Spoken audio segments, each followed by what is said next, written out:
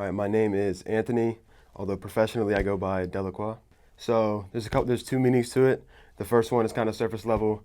Eugene Delacroix is a French Revolution painter that I was a big fan of.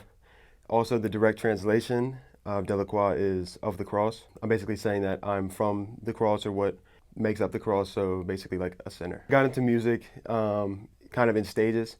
I first started writing just for myself, kind of in my notes app, just little things that I would think of. And then over time, I thought, I kind of want to take this with me. So I started recording it. And over time, it just kind of grew into this. I got some support from friends at home.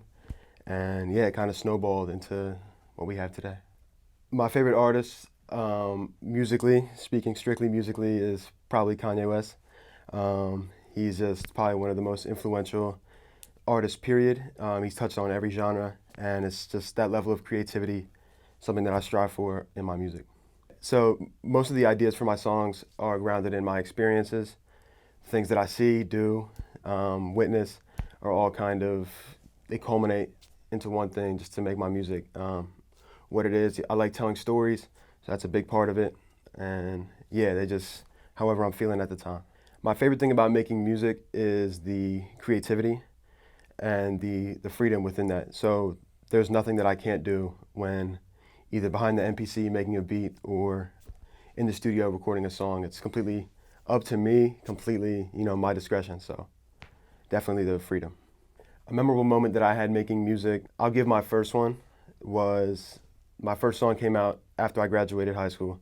So like that summer, it was a song called Emerald City. And at the time, nobody knew that I was making music at all. So as soon as I started telling people I was at this party, little by little I would play for somebody and they would bring their friends into a room. And then it got to a point where there was maybe like 15, 16 people into the room just all listening to my song, which was still unreleased, and giving me like so much support. And it was at that moment that I knew, I'm like, all right, there's something to this. And it wasn't great, it wasn't perfect early on, still not perfect, but because of that experience, it always stuck with me and motivated me to just keep going. The most challenging aspect for me is trying to push myself, because it's so easy to get into a rhythm with this and just do the same thing or do what's safe, and you can't always do that. So it's definitely trying to keep it fresh, trying to keep it unique, and also staying true to myself and not, making what I think people would want to hear from me. All right, so my musical goals right now, everything is centered around this quest that I put upon myself called 434. It's all to represent this title reign that this dude had in WWE a while back. And basically on March 15th, 2024, I released a song called 434, where it basically is a testament to me having an increased output in music, content, all things Delacroix over the next 434 days.